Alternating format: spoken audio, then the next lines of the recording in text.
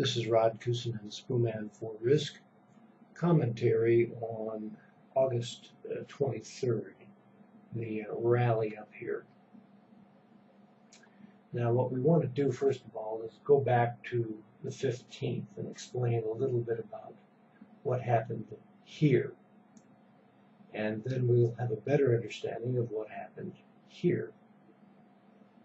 So first of all, up until this time, our cumulative profile, our market profile, indicated that the upper value area was at 2185 as of the 12th of August. Now, that's not a made-up number, that's a calculated number based on volume.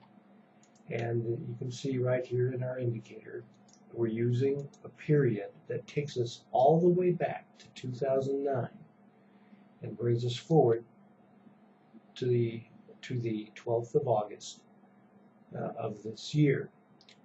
So when we look at it, this 2185.25 area was significant because that's where we opened on the 15th.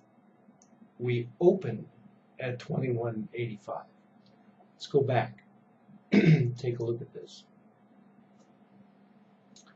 So on the 15th, and I didn't mean to suggest that we opened precisely at that price. As you can see, we opened at 84.75, but very close to it in any case. And then that level was support.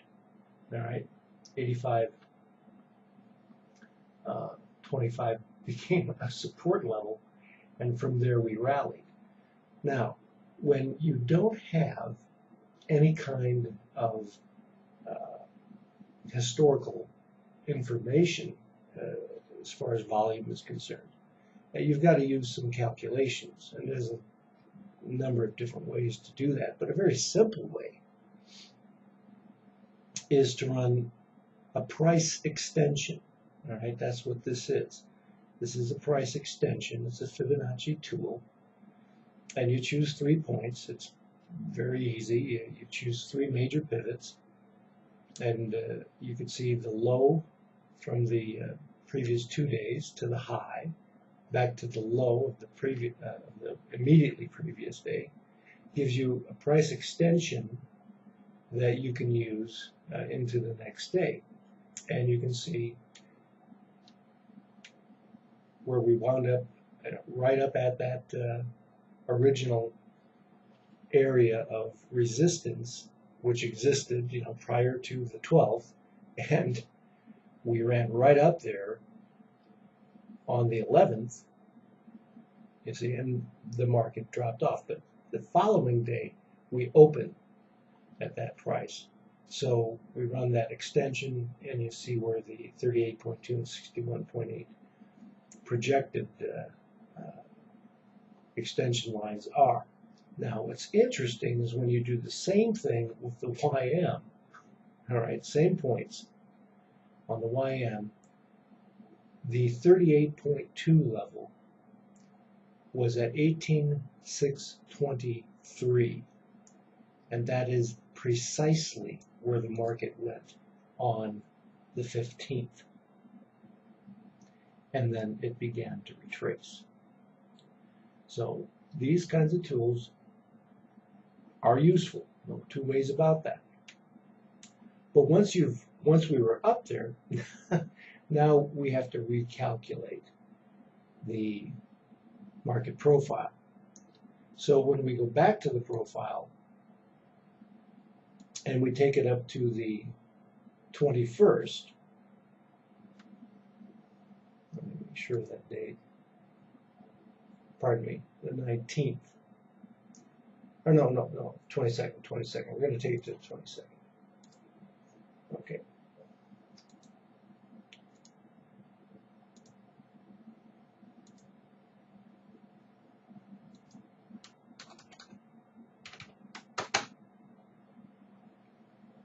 We'll notice that the upper value area is now right up there in the 2190 area. Get this calculation complete.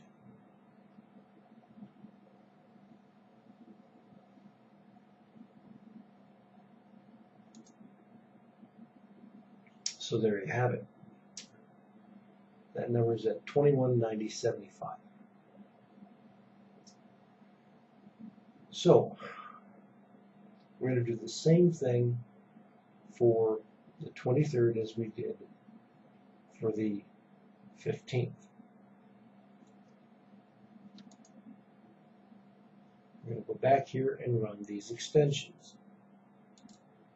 So when we run the price extension once again on the 22nd, from the low to the high to the next low pivot, we come up with these lines, and as you can see, the 161.8 line takes us right up to 2191.5, and that's where the market went. And when it did, you can already see that the YM was beginning to sell off right as we were moving into the high. Okay, we were not hitting a new high on the YM. We were at a much lower high. And that divergence is part and parcel to the sell-off that took place. Okay, so this is how we go about running projections when we don't have volume data to work with.